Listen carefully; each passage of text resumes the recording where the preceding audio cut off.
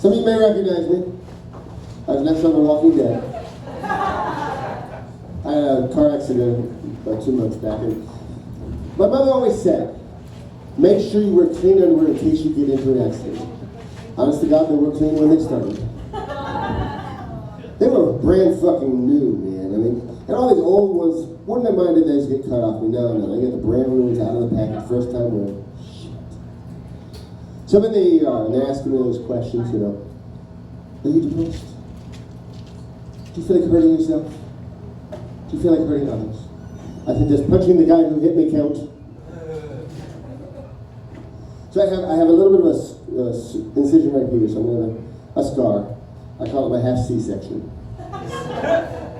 But what this really means is no matter how hard I try, it will not be a bikini summer for me. And I went to rehab and I had the 10-step program. That was the 10 steps to the bathroom. It took me 2 days. And they have this external catheter now. It's a lot less intrusive and less painful than the internal. But it takes a little bit. So I had 3 nurses trying to put this catheter on me. That was not the fantasy I had. I mean, it was close. And then they tried to use a condom tip. I did not have a hard on.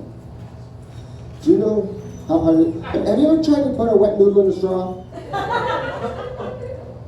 And when you have trauma to this area of the body, certain things do not react well. One of them was my penis.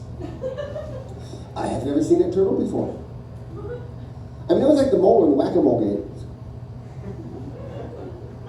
I said, come on out. I said, you shit me? Did you see what happened to the neighbor? And the other thing that didn't react real well was my bowels.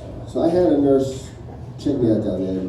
When you hear a woman say, ooh, that's hard, it's very disappointing when she's talking about your abdomen. But they did x-ray it, proved my father was right. I am full of shit.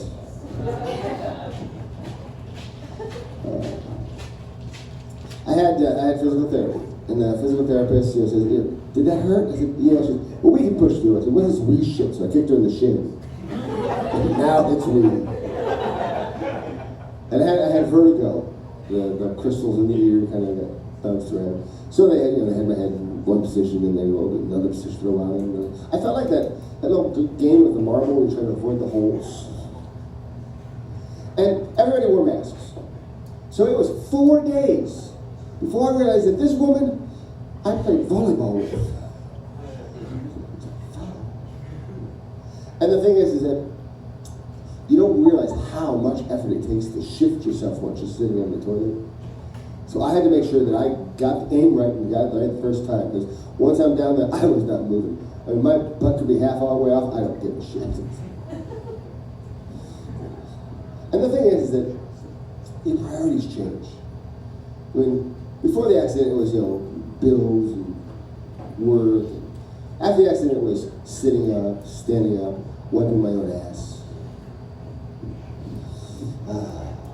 Fun stuff. I have come to the realization that I think God is a cat and I'm that mouse who does not want to kill him because he's no fun if he's dead.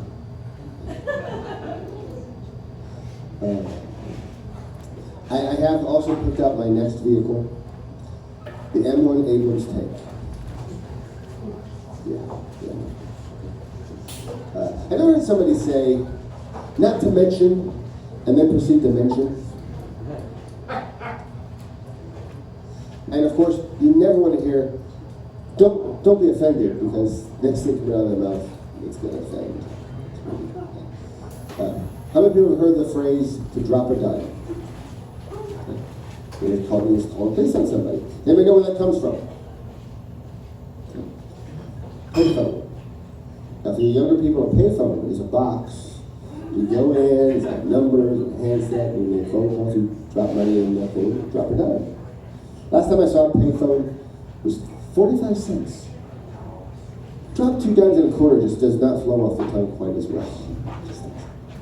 Then there's the phrase I like, don't look a gift horse in the mouth. Where is this fucking horse giving out gifts? Why is he putting them in his mouth? And I think this is where stop being a dead horse comes from, because that horse did not have gifts. That is my time on Chico Wagner.